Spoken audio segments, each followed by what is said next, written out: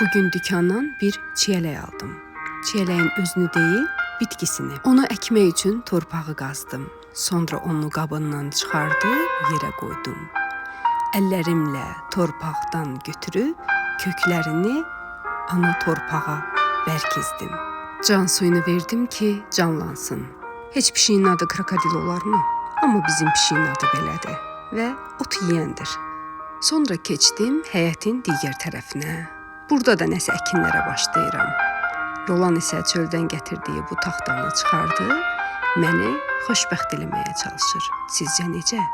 O mənim bağımı, bostanımı həyətdən ayırmaq üçün hasar düzəldir. Çox incə, səliqəli.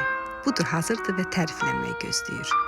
Torpağı biraz düzəldəndən sonra yerdə oyuqlar açmağa başladım.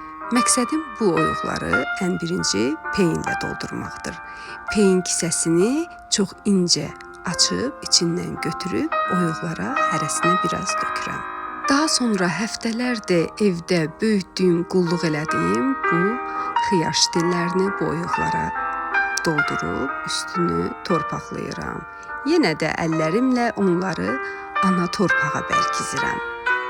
Hamısını əkəndən sonra onların da canlanması üçün can suyunu verirəm.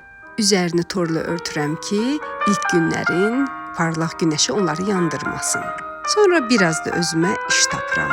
Adətən elə görünür ki, uşaqlarım mənə kömək edir. Əslində isə düzəltdiklərimi dağıdırlar.